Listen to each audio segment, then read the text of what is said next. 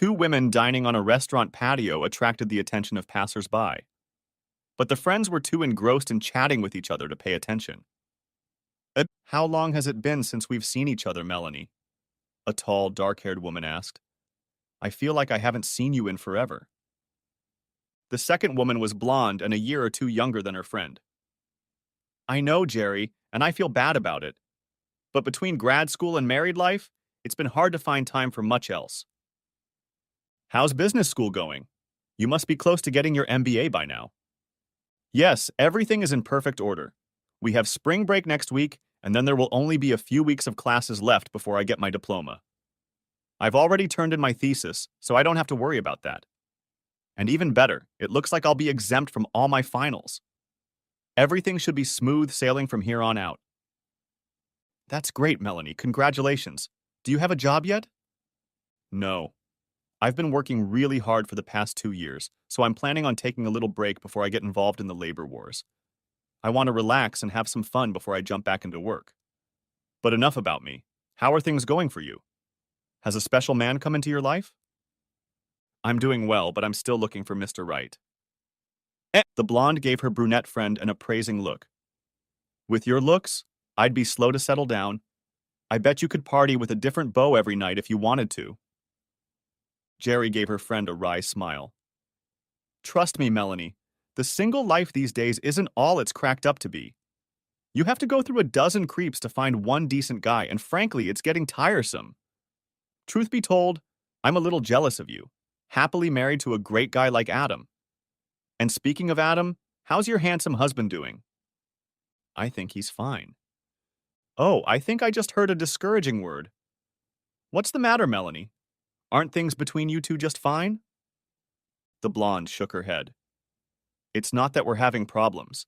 It's just that Adam is so busy with his business that we don't have time to spend time together. And even when we do, we don't have a lot of money to spend on entertainment. Well, all that time he spends on his company is focused on building a future for the two of you. And as for money, I suspect your graduate school tuition isn't cheap. I know, and I appreciate it. But sometimes I just want to go out and have fun like I used to.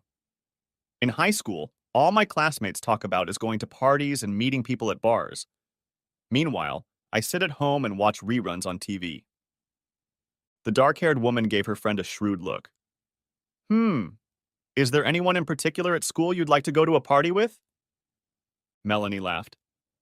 You've always been able to read me too well. Then she leaned forward so she wouldn't be overheard. Actually, there's this freshman, Carl. He's really nice. She then blushed.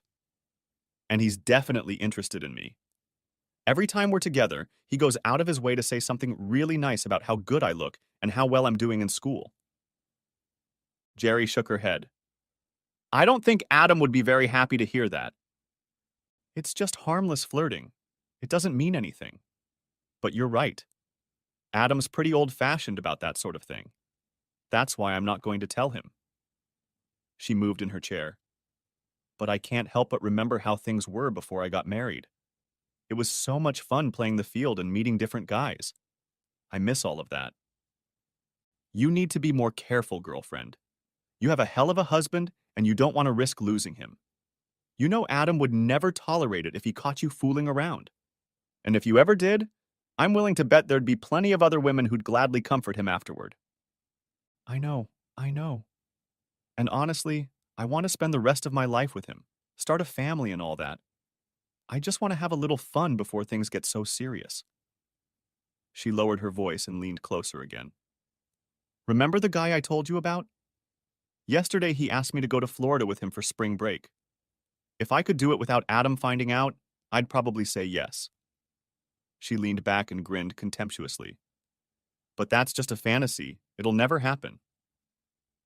Jerry leaned back in her chair and looked at Melanie for a long time. Finally, she nodded her head as if she had made a decision. Don't be so sure. I know how you could do it and get away with it. Melanie let out a sigh that was equal parts disbelief and delight. You're kidding me. How? Are you sure you want to jeopardize your marriage just for a week-long affair? If I was sure Adam would never find out, why wouldn't I? But you're just teasing me, Jerry. There's no way I could avoid something like that. There is, and it's actually quite simple. Jerry began marking each step on her fingers. First, you need to create a new email account on Gmail. Set it up under an anonymous name, something like Good Friend. Then you use that account to send Adam an anonymous email, warning him that his wife is having an affair. I'm going to tell him I'm having an affair? That's crazy. Why would I do that? Jerry continued nonchalantly. More accurately, you'll tell him that Melanie is having an affair with some man that Adam doesn't know and can't easily verify. And what will that do? No. It'll take his attention away from your hot grad school boyfriend. Yeah, but it'll make Adam suspicious of me. Exactly. But when he can't find the guy you're supposedly having an affair with, he'll have no choice but to confront you and demand to know what's going on. But I don't want him to suspect me. No, you don't. So when he confronts you, you will be very angry with him for not trusting you. In fact, you get so angry that you call a time out on your marriage. Doesn't your mom live in Florida? Melanie was caught off guard by the sudden change. Yeah, why? Great. In anger, you tell Adam you're going to go to Florida over spring break to be with your mother and decide what to do about your marriage. And then, while he's here in town desperately trying to find a mystery man, you're in Florida with Carl having your little affair. How am I going to explain all this to Mom? Jerry rolled her eyes. You don't? What's more, you're not even supposed to see your mother while you're there. But what if Adam calls her? Tell him not to. Tell him you need a break from him to sort things out. He shouldn't try to contact you or your mother while you're away. Warn him that if he tries, you may not come home at all. Melanie stared at her friend for a while, mulling over her plan. Finally, her face brightened. You know, Jerry, I can see how this could work. But what happens when I get back? That's easy. Adam will miss you madly by then. And since he won't be able to find the mystery man who supposedly had an affair with you, he'll conclude that someone maliciously played a trick on you. He will feel very guilty and will beg you to forgive him for not trusting you. You will forgive him and everything will be fine. You'll have fun, and now you and Adam will be together again, closer than ever. Right. What about the mystery man I'm supposed to be having an affair with? Should I just make up a name for him? You could, but I think it would be much more believable if it was a real person. Pick someone you can't have an affair with, like someone very old or living far away or dead. That way, if Adam manages to track him down, you'll stay safe. Hey, I think I know the perfect guy. I had a creepy professor in one of my classes my first year of grad school. He must have left town because I never saw him again. How about that? Perfect. Melanie abruptly reached across the table and squeezed her friend's hand. You're the best, Jerry. I'm so excited. I really think this is going to work. Then she hugged herself and shuddered slightly. I can't wait to tell Carl. Adam Weatherby. Any word from the supplier on those parts we ordered? When the foreman shook his head, Adam returned to his office and sank into his second-hand swivel chair. He rubbed his forehead worriedly. If these parts don't show up soon, we're going to miss the prototype deadline. After the foreman left, Adam sat back and tried to come up with a backup plan. When his email box rang, he quickly turned to check his inbox, hoping for good news. But when he saw that the subject line was "About your wife," he almost deleted the email. But curiosity took over and he opened the message. I hate to break it to you, but Melanie is having an affair with Professor Bellingham. I just thought you should know. A good friend. What the hell? Stunned, Adam reread the message once more, unable to comprehend the horrible words. What kind of nonsense was this? It can't be true. Melanie wouldn't cheat on me. Someone must be trying to stir up animosity between us. But who's doing it and why? He started to delete the message but hesitated. That's the last thing I need to deal with right now. It has to be a mistake, a misunderstanding. But his practical side wouldn't let him ignore the message. Damn it, of course it couldn't be true. With anger, he clicked the reply button on the email. Who the hell are you? Why are you making such a horrible accusation? What proof do you have?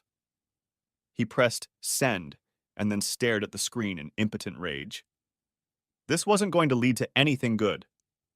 There was no telling when this guy would respond, or if he would respond at all. And there's no way to track him down. Maybe we'd better start figuring out who this Bellingham guy was. He opened a browser, went to the university's webpage, and searched for professors in the Graduate School of Business. There was no Professor Bellingham on the staff. He went back to the faculty roster and searched the entire university. Again, he had no luck. Frustrated, he turned to other schools in the area, but all to no avail. "This is crazy," he muttered to himself. "Did my good friend just make up a name?" Next, he tried a Google search, and the search engine quickly came up with 5 names. But 2 of them were female, and none were local. I knew it was fake. Someone was trying to mess with me, or drive me crazy. But again, he could not bring himself to delete the letter. Now that it had been sent, a seed of doubt began to germinate in his mind. God, what if she's having an affair? I haven't seen any signs, but that doesn't mean anything yet. Besides, I've been so busy at work that I've barely spent any time with her. What if she gets upset about being ignored? I know there have been times when she's wanted to go out and have fun and I've turned her down. But hell, I work almost 70 hours a week trying to run a business. Doesn't she understand that? Doesn't she see that I'm doing all this for us? And to be honest, we really can't afford anything extravagant. Her business school tuition gets more expensive every year, and I'm putting everything I have left into this place to try to get it off the ground. Still, I guess I've been neglecting her. With guilt, he started checking his calendar, trying to find the last time they'd met. After scrolling through 3 months and finding nothing, he stopped looking. Damn. But even as the guilt grew, he felt a corresponding surge of anger. I may not have given Melanie as much attention as she wanted, but that doesn't give her the right to cheat on me. Besides, we discussed the sacrifices we would have to make when we decided to start the business. She agreed 100% then, so she hardly has a right to complain now. His musings were interrupted by the foreman poking his head through the doorway. "Hey, Adam. Good news. The components we need just showed up." "Thank goodness. All right, let's unpack them and get them to the store as soon as possible." As the foreman disappeared, Adam took a deep breath. Well, at any rate, one crisis averted. He grinned crookedly. I guess that means I can spend more time taking care of my wife. After spending even more time fruitlessly searching the internet, he sat back and tried to think. If Mel is really having an affair, he just has to be with someone at the university. Maybe my good friend got his name mixed up, or maybe the university just didn't put his name on their website. He went back to the university's webpage and found the phone number for the Human Resources Department. When the secretary answered his call, he asked if Professor Bellingham was on the faculty. "What department, please?" "I think it's the Graduate School of Business, but I don't know exactly." There was a pause, and then a voice came on the line again. "I'm sorry, sir, but we don't have a Professor Bellingham in the School of Business."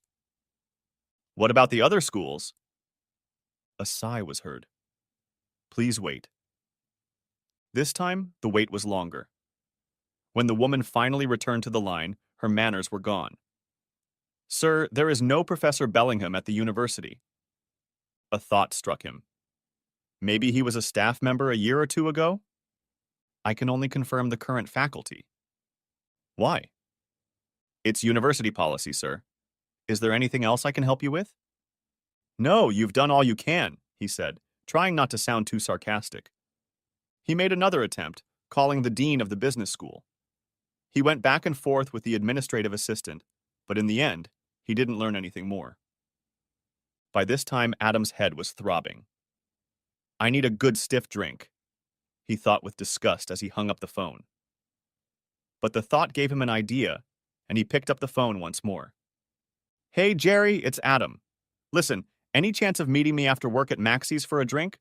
I've got a problem, and I really need your advice. No, I'd rather not talk about it over the phone. Can you do that? Great. I'll meet you there at 6. Before leaving, he checked his email one more time. There were no more messages from good friend. Entering Maxie's, Adam noticed Jerry sitting at a table in a quiet corner. In front of her was a glass of white wine and a mug of his favorite draft beer. He walked over and kissed her cheek. Thanks for the beer and, more importantly, for coming tonight. I really needed to talk to you. When he sat down, she took a sip of wine and then looked at him for a long moment. Okay, Adam, spill it. What's going on? Any problems in your business?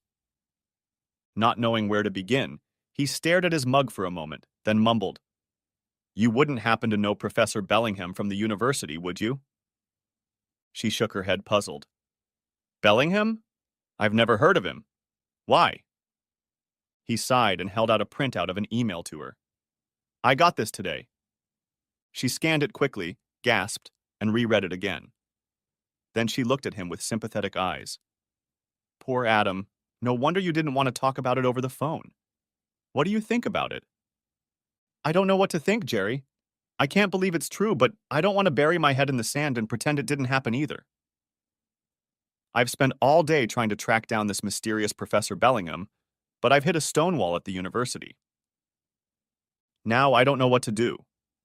I can't afford to hire a private detective, and I don't have time to play detective myself. That's why I wanted to talk to you. You've been a good friend to Melanie and me for a long time. Please tell me what you think. She took another sip of her drink and then reached out to give his palm a quick squeeze. What you're really asking is if I think she's having an affair. I can't give you that absolute certainty. For one thing, I haven't seen or heard anything that would make me think she was unfaithful to you.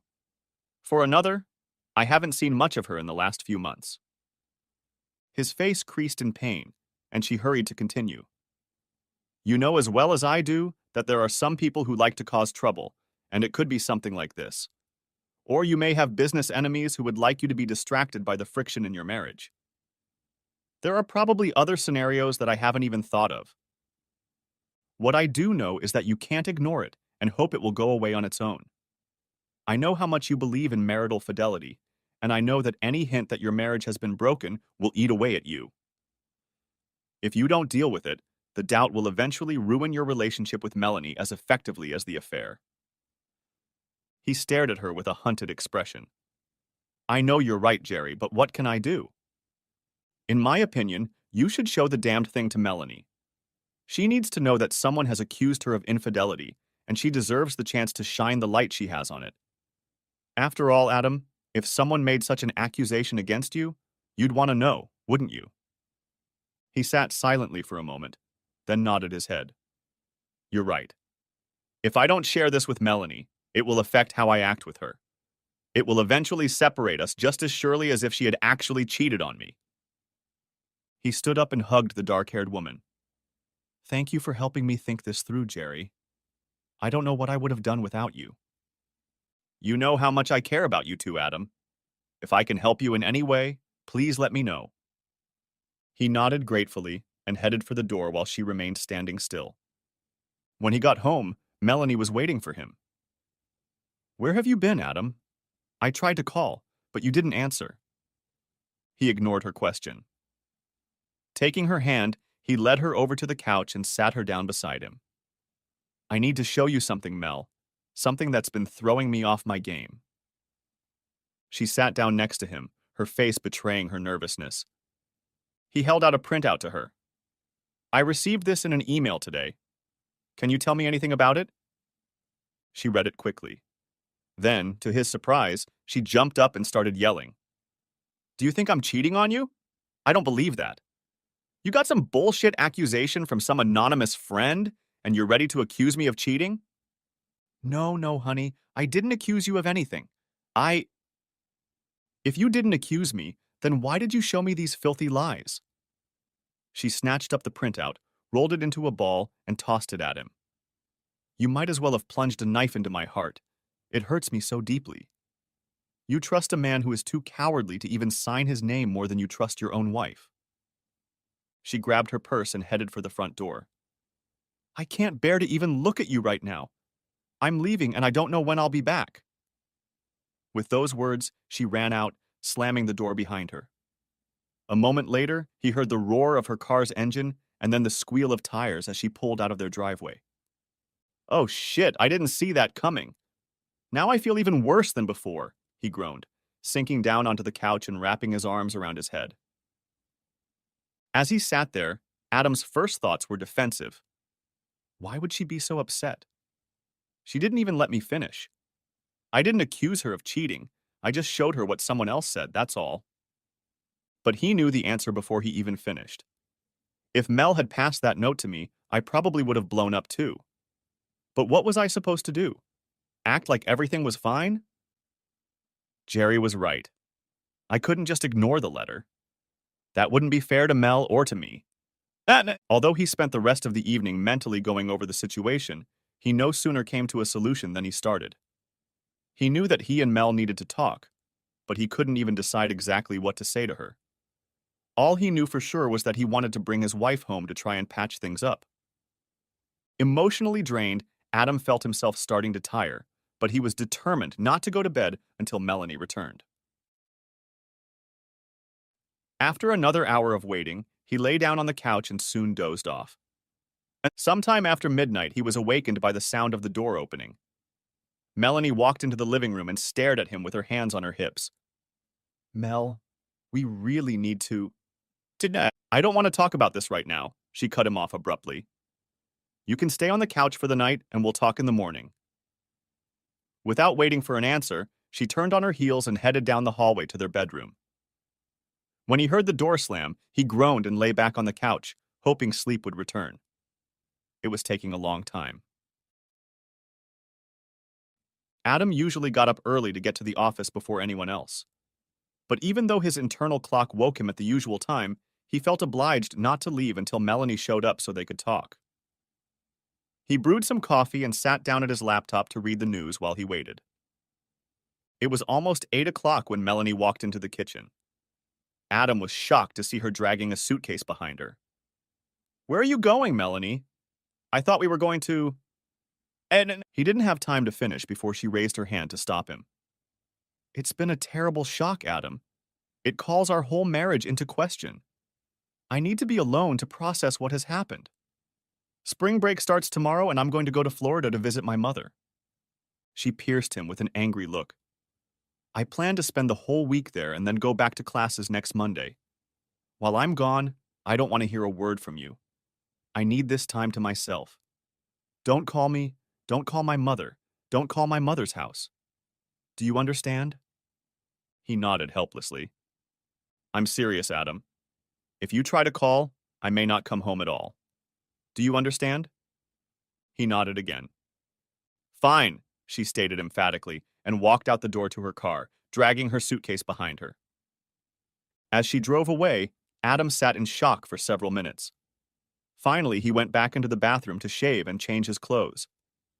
Then he drove dejectedly to work. When he got to the office, good news awaited him. His foreman had taken the lead in distributing the missing components to the right stations on the model production line, and testing was well underway. At least the business won't crash and burn today, unlike my marriage, Adam said bitterly to himself. In the afternoon, he was working on a spreadsheet when the phone rang. When he answered, it was Jerry on the line. I was worried and wanted to see how you were doing. How did it go last night with Melanie? Oh, wow, it's a long and sad story, he replied dejectedly. Oh, that doesn't sound good. Why don't we get together and talk about it again over a drink? That would be great, Jerry. Same place, okay? He checked his email one more time before leaving, but there was still nothing from Goodfriend. When he walked into the bar, Jerry immediately noticed the dark circles under his eyes. Poor Adam. Looks like you didn't get much sleep last night. Tell me what happened. He took a large sip from his beer mug and began to recount the night's encounter and Melanie's morning departure. Jerry looked at him with a mixture of sadness and guilt. Oh, Adam, I feel so awful. You took my advice and it turned out to be the wrong thing to do. No, Jerry, I've given it a lot of thought, and I'm convinced it was the only thing I could have done. I certainly didn't expect Mel to react so angrily, but there was no way I could have kept that letter to myself and pretended that nothing had happened. Now I can only hope that she'll cool down, and we can talk things over when she gets home. You say that so nicely, Adam, but I still feel guilty about what happened. So what are you going to do for the rest of this week? I don't know, Jerry. I don't see any way for Mel and I to move on if we don't talk about what happened. Maybe I'll wait a few days and then try calling her. No, Adam. That's the one thing you shouldn't do. She already thinks you don't trust her. If you try to contact her after she explicitly told you not to, it will only prove to her that she was right. Yeah, I guess I realize that. But I feel helpless as hell. I don't know any way to find out who sent the letter. The only thing I can do while she's gone is keep trying to figure out who this Professor Bellingham guy is. That makes sense. If you could find him, maybe he could fill in some blanks for you. Over the next few days, Adam repeatedly tried to solve the mystery of the anonymous letter. Despite his lack of success, he was still convinced that Bellingham was somehow connected to the university. And then it hit him. Maybe the reason I can't find this guy is because he's an alumnus, not a faculty member. Well, I'm an alumnus too, so maybe the Alumni Relations Office can help. When he called and identified himself as an alumnus, Adam was immediately transferred to the development office. The staff member who answered the phone wrote down all of Adam's address, phone number, and email information. He then asked how much Adam wanted to contribute to the alumni fund. No, I'm not calling to make a contribution. I'm trying to track down Professor Bellingham. I think he might be an alumnus. The man paused while he checked several databases. I'm sorry, sir, but we don't seem to have ever had an alumnus by that name. Really?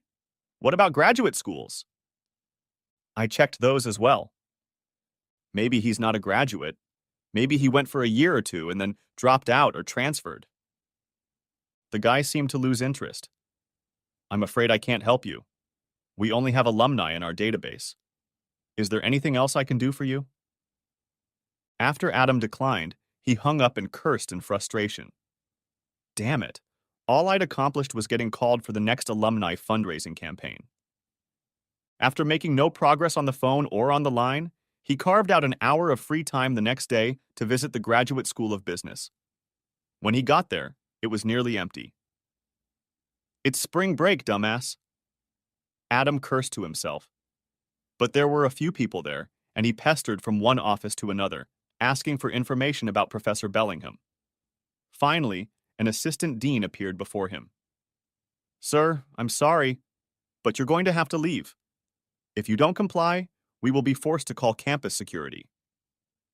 Adam apologized and hurriedly withdrew, more upset than ever. Back in his office, he sat down heavily at his desk. After another futile check of his email, he dropped his head onto his hands. What am I going to do now? At that moment, the phone rang in his office. An unfamiliar voice asked, Are you the young man who is looking for Professor Bellingham? When Adam confirmed that he was, the man continued, My name is Dr. Avery Mayfair. I am a member of the faculty of the Graduate School of Business and may be able to help you. But first let me ask you why you are trying to find Professor Bellingham. Adam was hesitant to discuss his situation with a stranger, but desperation took over, and he briefly told Dr. Mayfair his reasons for searching for the missing professor. When he finished, his interlocutor made a thoughtful sound. I see. I overheard you questioning me at school today, and the way you phrased some of the questions made me wonder if there might be something like that. Anyway, I think I can put your mind at ease, young man. 2 years ago, Bellingham was an adjunct professor at the high school. He was a worthy instructor, but unfortunately, the enrollment in his course fell below the minimum requirements. His course was canceled, and his contract was not renewed. I see, Adam said. Does that mean that... That's not all, Dr. Mayfair continued. At the beginning of the current school year, I received a message from Professor Bellingham. He wrote to inform me that he had found a job at Black Hills State University in South Dakota. He's in South Dakota? Asked Adam in surprise. Quite right, confirmed the professor. And there's something else you might want to know about. In the same message, Professor Bellingham informed me of his recent marriage to his longtime roommate, Harold. Harold? That means that Bellingham? Exactly. Dr. Mayfair, thank you so much for your call. I still don't understand why anyone would want to send me such a treacherous letter, but now I'm sure it was a lie. I was hoping I could reassure you. Sir, may I ask one more question? Why did you decide to call me? Don't get me wrong. I'm very grateful, but I'm just a stranger to you. The tone of the professor's voice changed. I don't mind telling you, young man. Many years ago, something similar happened to me. My wife left me to run off with her lover, so I deeply sympathize with anyone who may be facing a similar situation. Fortunately, in this case, the warning you received turned out to be false, so I'm glad I was able to dispel your doubts. But, as you can imagine, I have very strong feelings about anyone who interferes in a marriage. If the accusation were true, I would not hesitate to inform you of it. Thank you, sir. You have no idea how much I appreciate what you've done. In the evening, Adam called Jerry to tell her the good news. I still don't know who is trying to destroy my marriage, but I now know for sure that Mel is not having an affair with Professor Bellingham. Are you sure you can trust this Dr. Mayfair? Absolutely. I checked him out after the call and found that he works in the business department. He's an older man, probably in his 60s, and appears to be highly respected. But just to make sure, I also checked Bellingham on the Black Hills website. And sure enough, he was there. That's great, Adam. You must be very relieved. Yes, I am. But now my problem is what to tell Mel when she gets home. That's easy, Adam. From what you told me about your confrontation with her, she never gave you a chance to talk. When she returns, tell her that you never had any doubts about her. Tell her that you had already found out about Bellingham, that you tracked him down as soon as you got the letter. But because she reacted so violently, you didn't get a chance to tell her about it. If you play your cards right, Adam, she'll apologize to you. I don't know, Jerry. It wasn't really like that. He heard the smile in her voice. Come on, Adam. Is it so bad to embellish the truth a little to get what you want? Melanie.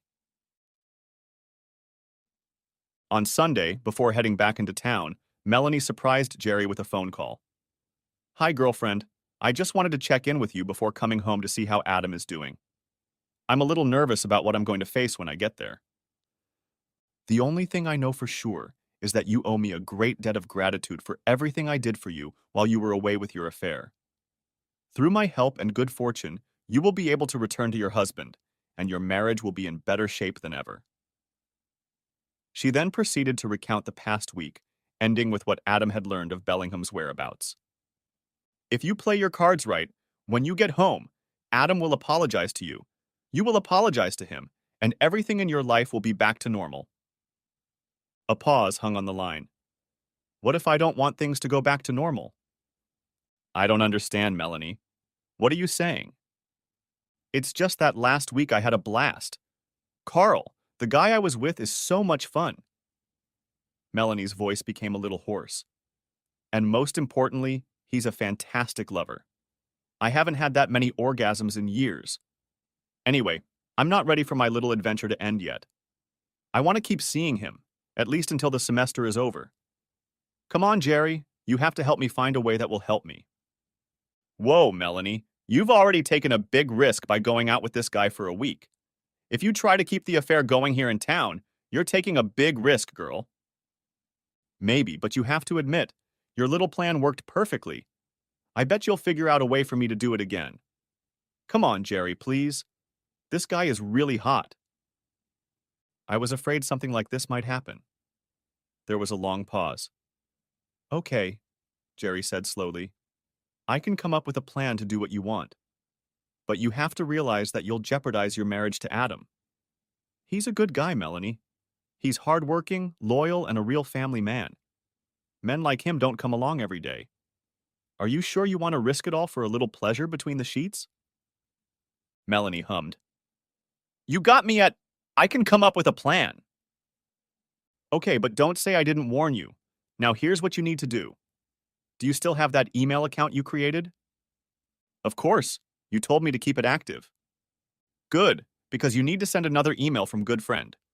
Only this time you're going to send the message to yourself. to your regular email account. Okay, I guess. What does the new email say? It's exactly the same as the last one, only this time you write that Adam is having an affair with me. What? But that's not true, and Adam knows it. How does that help? It's simple. The first letter accused you of having an affair. Adam found out that you couldn't have been unfaithful with Professor Bellingham, but he may still have doubts about your fidelity. Wait a minute, Jerry. You said that Bellingham's letter would give me freedom in my relationship with Carl. It did. But now that he gets the second letter, he won't have any doubts. He has already proved that you were not having an affair with Bellingham, and he knows for a fact that he is not having an affair with me. Obviously, good friend is an absolute liar, which means Adam no longer has any reason to doubt you, which means you can do whatever you want without raising Adam's suspicions. A silence hung on the line. Then Melanie exclaimed, Jerry, you're a genius. I don't know how you came up with all this, but you just gave me a hall pass that I can use for the rest of the semester. There are 2 more things you need to do, Melanie. First, make sure Adam tells me about the second letter. Okay, but why? Because that way I can reinforce the idea that you are trustworthy and this unknown friend is not. Oh, that's good. He really cares about you, so he'll listen to your advice. What else? After you send the message to yourself, don't forget to log out of your good friend email account. You don't want Adam to accidentally find it. Oh my gosh, no. In fact, you should probably log out of both email accounts when you're not using them. You don't want Adam to find love notes from Carl. I warned Carl never to email me, but that's still good advice. Better to be safe than sorry. Adam. Returning home from work that evening, Adam was dismayed to find Melanie crying. Things had been going so well between them since she had returned from Florida that the sight of her upset took him by surprise. What's wrong, Mel? What's wrong? He asked, rushing over to her. Oh, Adam, it's starting all over again, she said tearfully, holding out a copy of the letter to him. Son of a bitch, he reprimanded, reading the accusatory message. You know that's a lie, don't you? Of course I do, honey. I know you'd never cheat on me, just as I wouldn't cheat on you. And even if you did cheat, I know it would never be with Jerry. She's such a good friend to both of us that she would never do anything like that. Damn it. Someone is still trying to cause us problems, and I have no idea who or why.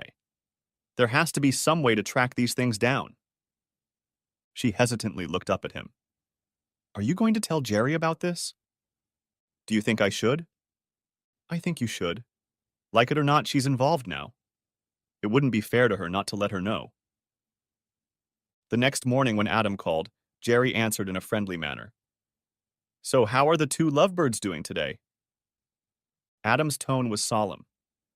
We're doing well, Jerry, but something new has come up that I need to talk to you about. Can you meet up after work? Actually, I'm planning on working from home this afternoon. Would you mind coming over to my house? Sure, that's fine. I'll come by between 6:30 and 7. Opening the door to her apartment that evening, Jerry immediately noticed the solemn expression on Adam's face. What's the matter, Adam?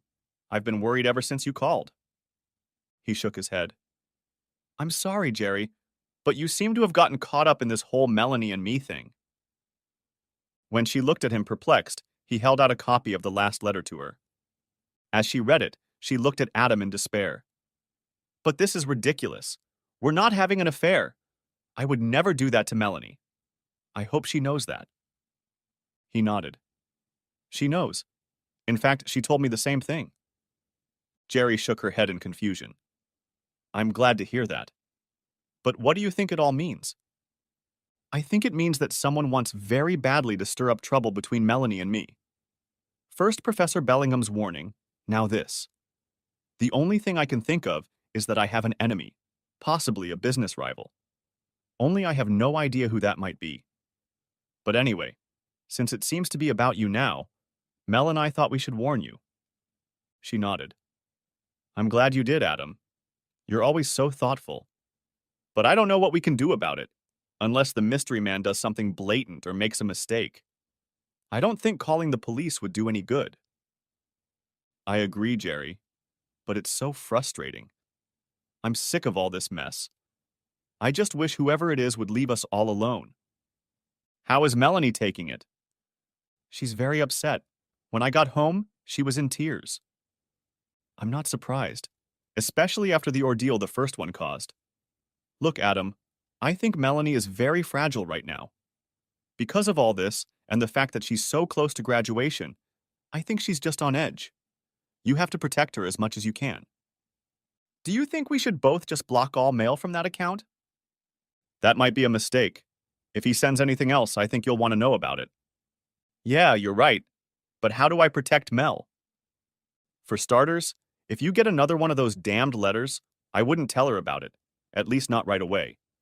For that matter, I think you should check her email on her laptop every chance you get. If she gets another email, you can forward it to her email before she sees it. That way, you won't have to involve her. Yeah, I think that's a good idea.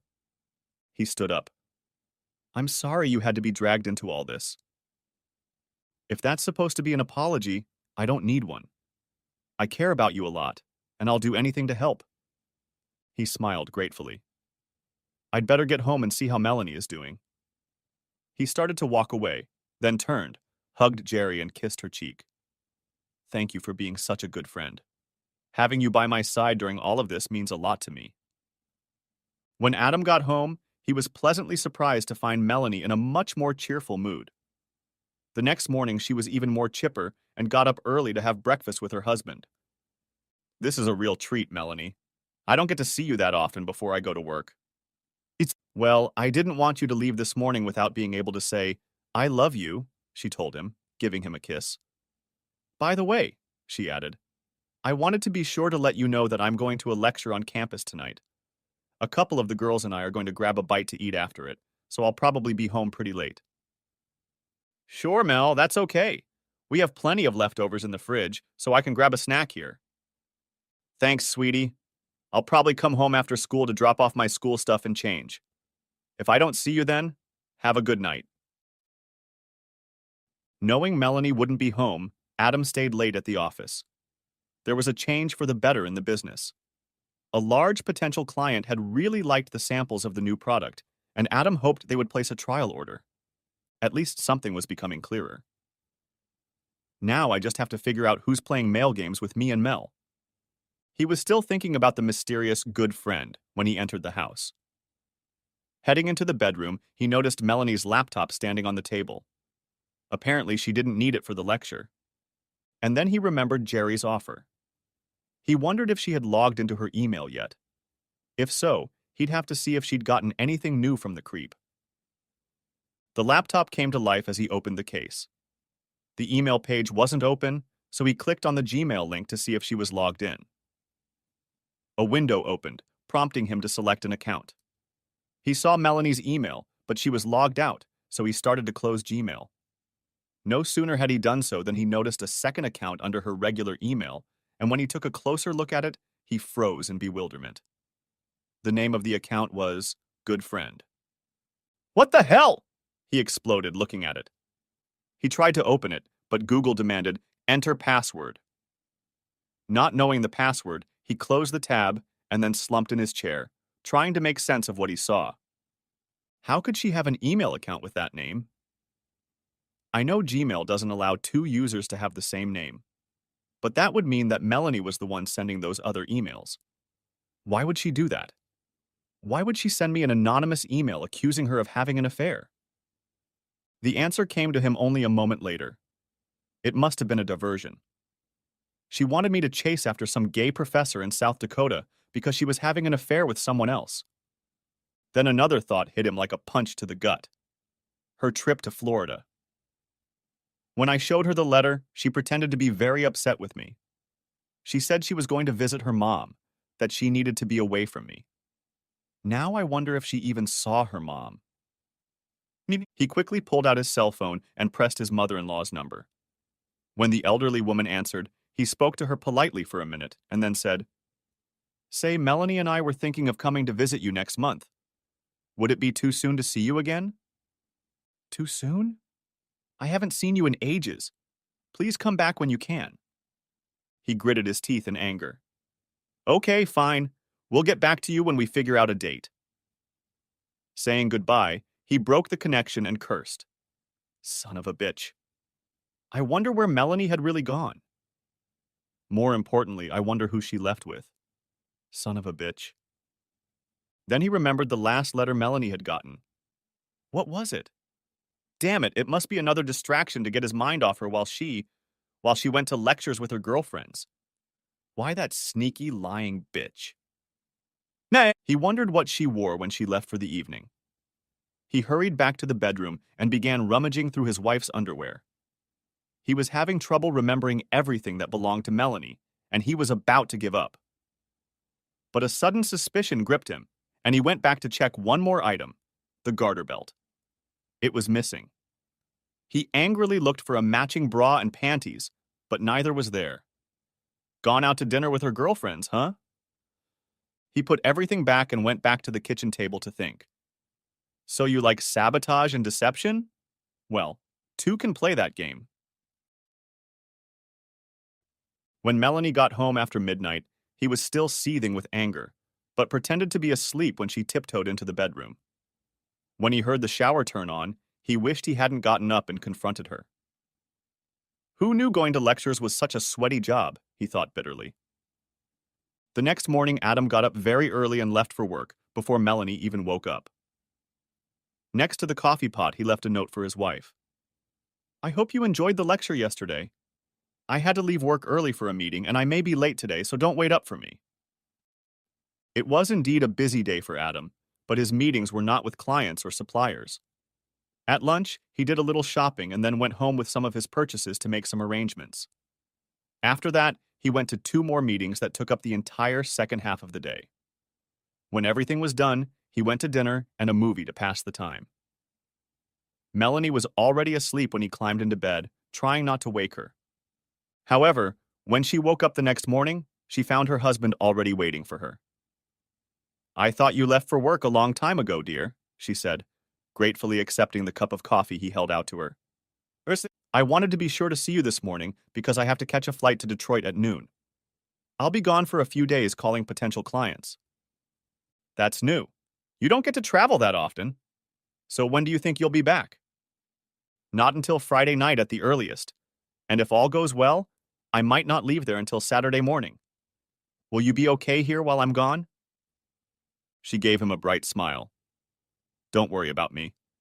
I'm sure I can find something to do while you're gone. Good.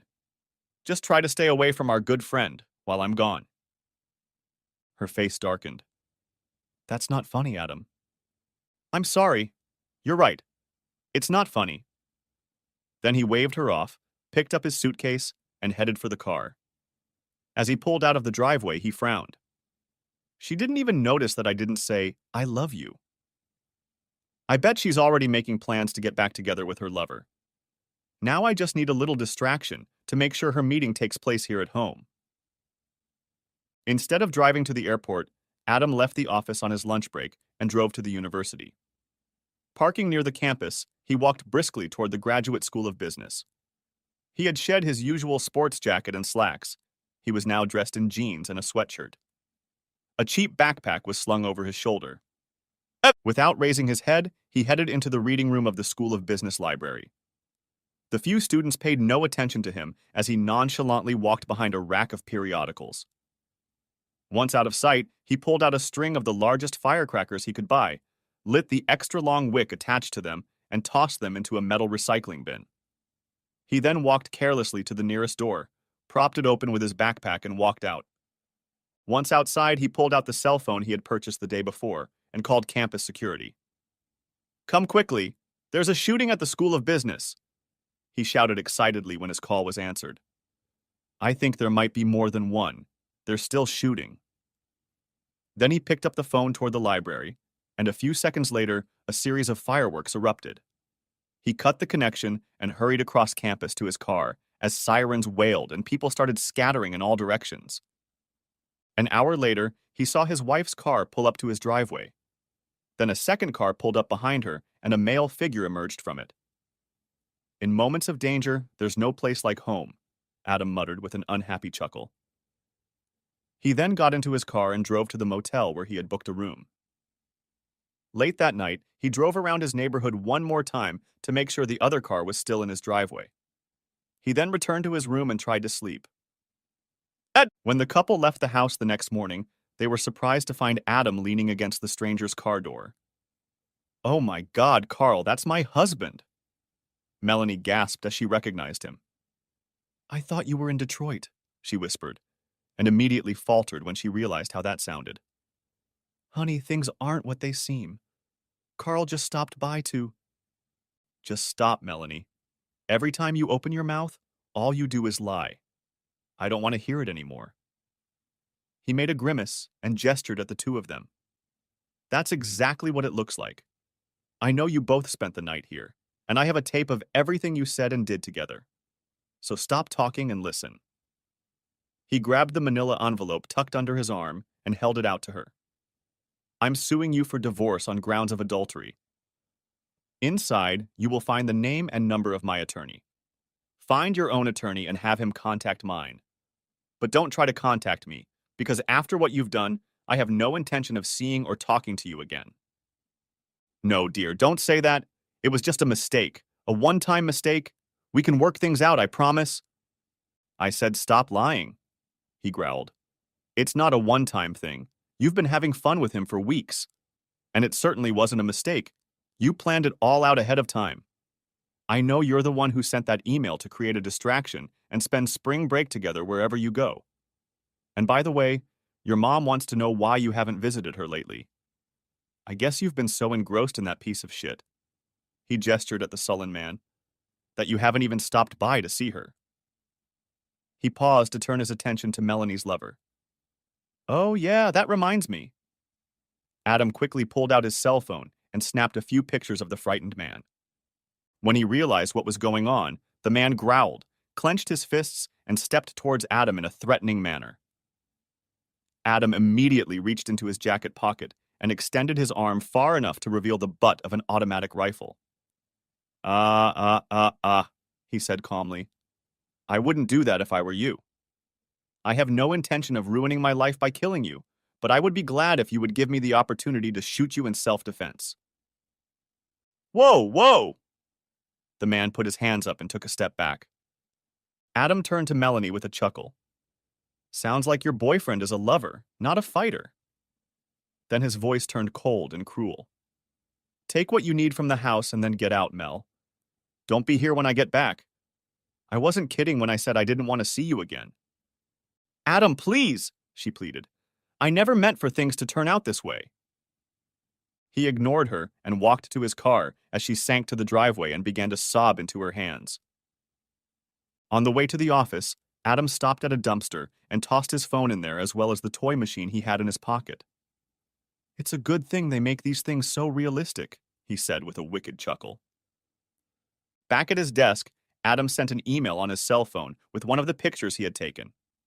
To his surprise, he got a call back a few minutes later. "This is Dr. Mayfair. Did you just email me the picture?" "Dr. Mayfair, I'm sorry to impose on you again, but do you happen to recognize the man in the picture? I believe his name is Carl." "Is the woman standing next to him your wife?" "My ex-wife, I'm afraid." "A very beautiful woman. I think she was in one of my classes last year. As for the man next to her, I do recognize him. His name is Carl Mannheim. He happens to be one of my counselors." "Carl Mannheim. That's good to hear, doctor. I'm afraid I have a score to settle with your Mr. Mannheim." "So he was the serpent that spoiled your Garden of Eden." "Yes, in a way, but I'm afraid my Eve was far from innocent." "I see. That's very interesting. Well, I'm glad I was able to help you, although I'm sorry the outcome was not what you wanted." "Thank you, doctor. I appreciate your time and your help, even though it turned out that way." "Well, good luck to you, my boy, and don't give up hope. Things always work out for the best. Trust someone who's been through it and made it to the other side." Adam, 2 months later. Adam sat across from his lawyer and pondered. "Have you heard from Melanie's attorney yet? How are things going with the divorce?"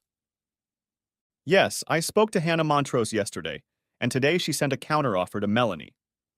The good news is that Melanie has decided not to fight the divorce anymore. Apparently, after Hannah heard the tapes you made at your house, she convinced your wife not to risk having them played in court. But the bad news is that now that Melanie has resigned herself to the fact that the marriage is over, she seems intent on getting as much out of you as she can get financially.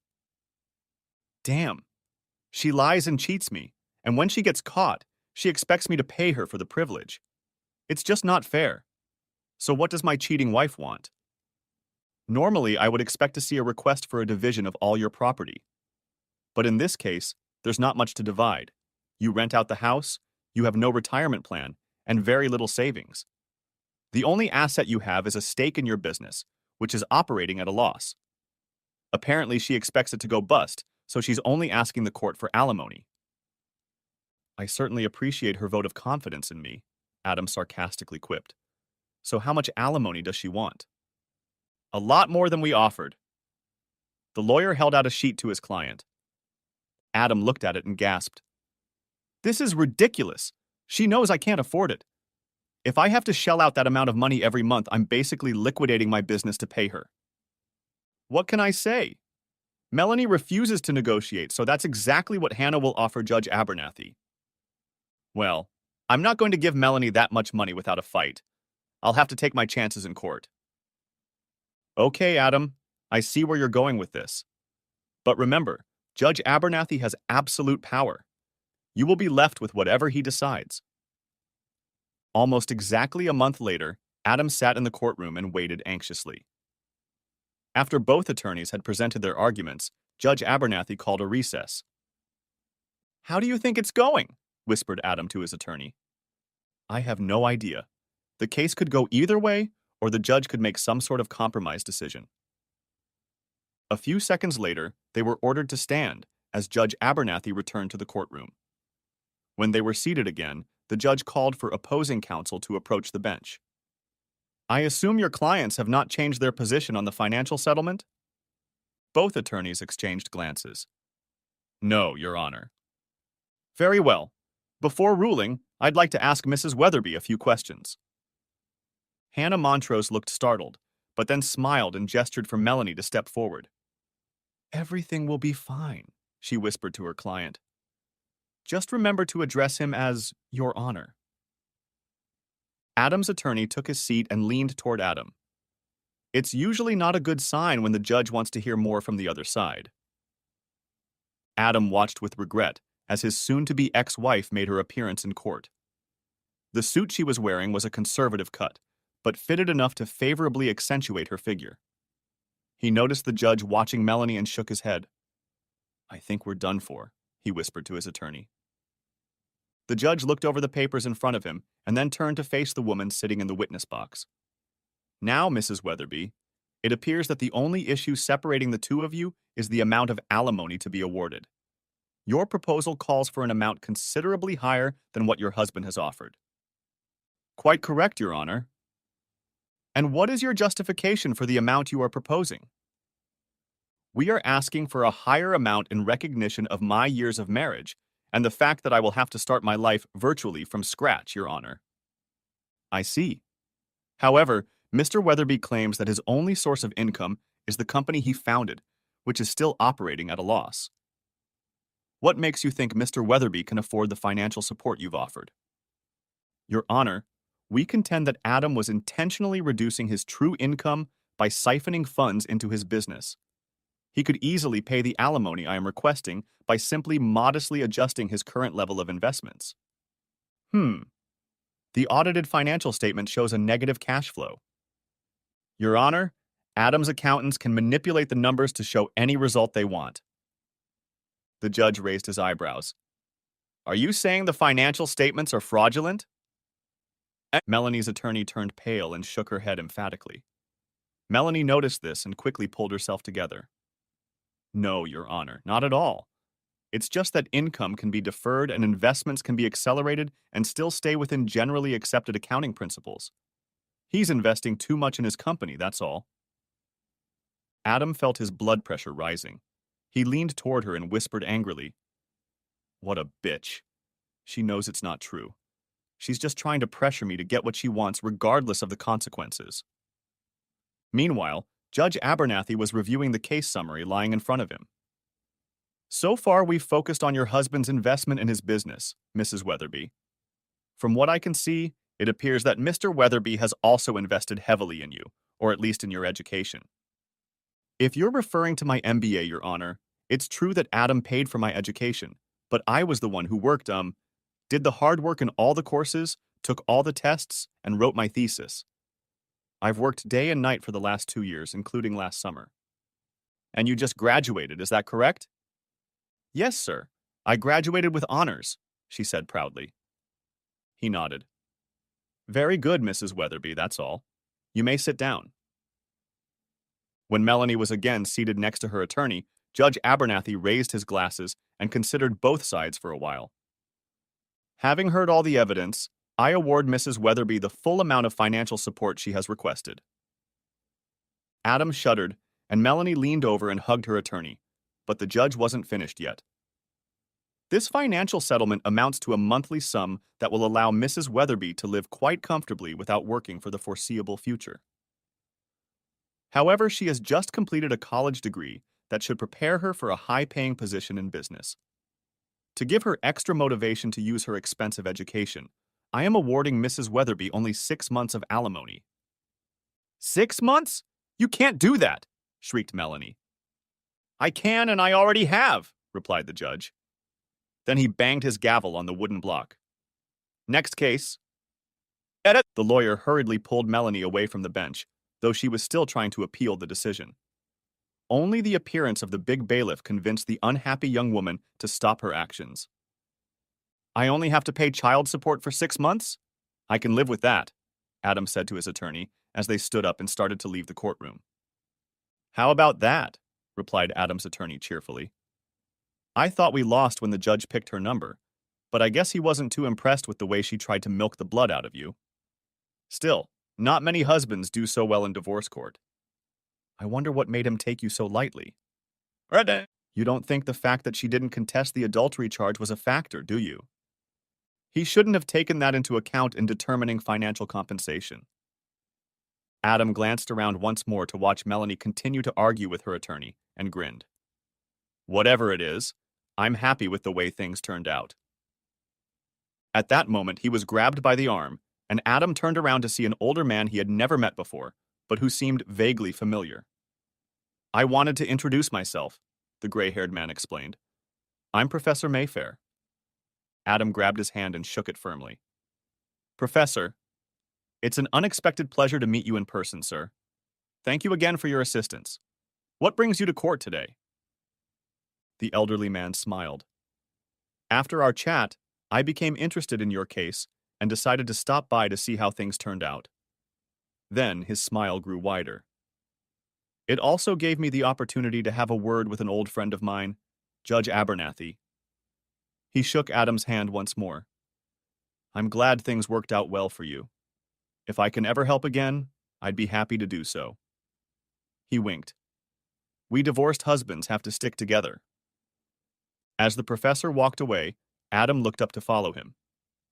I wonder, he muttered, then shook his head. Out of the corner of his eye, he thought he spotted Jerry in the crowd of onlookers, but when he turned to look, she wasn't there. Melanie, 30 months later. She pressed a familiar number on her cell phone, and when she was answered, she hesitantly said, Hi, Jerry, it's me, Melanie. Melanie, what a surprise. I haven't heard from you since you moved to Florida. How have you been doing? Honestly, it's been a pretty rough few years. As a matter of fact, that's why I called. I really needed to talk to a friendly voice. Sure. Tell me what's going on. Are you working right now? Actually, that's part of the problem. I thought that with my MBA, I wouldn't have a problem finding a good job. But it turns out that employers here are more interested in experience than an academic degree. Most of the jobs I was offered were internships or practicums. Oh dear, that doesn't sound very lucrative. So where did you end up? When the child support stopped, I got pretty desperate. I even took a job as an administrative assistant for a while, but it was awful. So now I've started a new career in financial counseling. In fact, that's one of the reasons I called. I can do an analysis of your financial situation if that's okay with you. You'd be surprised how many people neglect this sort of thing. There was a brief pause. Oh, Melanie, I'd love to help you, but my finances are in good shape right now, and I'm quite confident about tomorrow.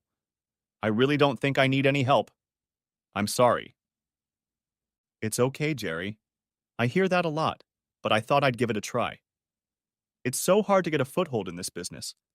I had to move in with my mother to cut costs. You live with your mother? What happened to you and Carl? Don't even mention that bastard's name. We broke up just a few months after we got here. Separated? What happened? Oh, Jerry, it was awful. Carl dropped out of school without ever getting his MBA. I don't know exactly what happened, but his advisor rejected his master's thesis and told Carl he'd have to start over. Carl became very bitter and decided not to go back. He refused to look for a job and hung around our apartment all day, playing video games and drinking. After a while, he started taking his resentment out on me. It got so bad that at one point I had to call the police on him. Oh, Melanie, how awful for you. I think you're lucky to be rid of him. And look on the bright side. Now you're free to go out and meet new people and have fun and dance whenever you want. I remember how much you missed all that when you were married. Melanie sighed. Nightclubs and parties take money, Jerry, and I don't have a lot of spare cash right now. And to tell you the truth, when I do go out, it's not nearly as glamorous and exciting as I used to think it was. And actually, I remember a girlfriend warning me that there are a lot more creeps in the world than good guys. She paused, but when Jerry didn't say anything, Melanie decided to change the subject. What about you, Jerry? How are you doing? Are you seeing anyone special these days? Actually, my situation has changed quite a bit, Mel. What's more, I'm getting married next month. Married? That's amazing. And who's the lucky guy? Do I know him? Yes, actually, you do, actually. This is Adam, Melanie. Adam and I are engaged. My Adam? You're engaged to my Adam? You can't do that. I'm afraid I already have. We'll have a small civil ceremony in the backyard of our new home, and then we'll fly to Paris for our honeymoon. New house? A honeymoon in Paris? Adam can't afford all that.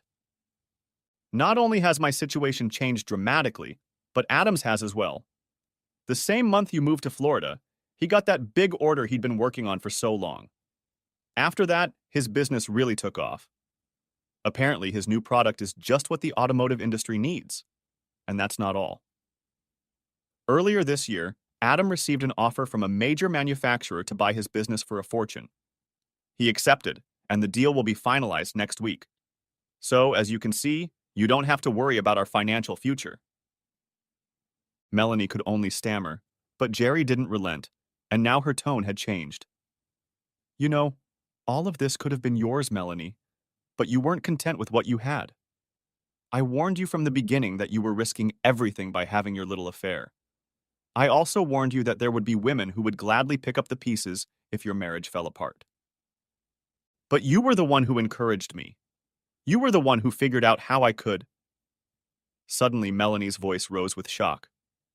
Oh my God, Jerry, it was you. You planned the whole thing, right from the beginning. All I did was tell you about a harmless little fantasy. You manipulated me into acting on it. You tricked me into believing I could get away with having an affair. Really, Melanie, you're exaggerating. I didn't force you to do anything you didn't want to do. All I did was give you enough rope to hang yourself. I can't believe it. I bet it was you who told Adam about Carl. You're smarter than that, Melanie. Think about it. If I told Adam, he'd wonder how I knew. That wouldn't have been very smart of me, would it? On the other hand, I told you not to delete your secret Gmail account and advised Adam to check his email. I use Gmail all the time, so I was sure he'd see it there. So no, Melanie, I didn't tell Adam about your lover. All I did was arrange the dominoes so they fell where I wanted them to. I can't believe this. I trusted you, Jerry. I thought you were my friend. Jerry laughed. You know what they say? All's fair in love and war. You're not getting away with this, bitch. I'll make sure Adam finds out what you've done. What a schemer you really are. He'll definitely call off the wedding once he finds out the truth. I'm sorry, Melanie, but I'm afraid I must cut our conversation short. Adam and I have plans for this evening, and I want to look especially good for him. And don't you dare call back. I'll block your number as soon as I hang up. You sneaky, sneaky bitch.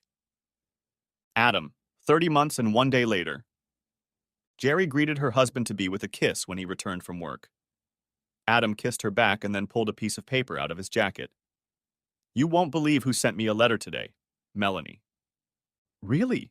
Said Jerry carelessly. I'd almost forgotten about her. What does she want? Adam looked at his fiancée, CE, expressionlessly.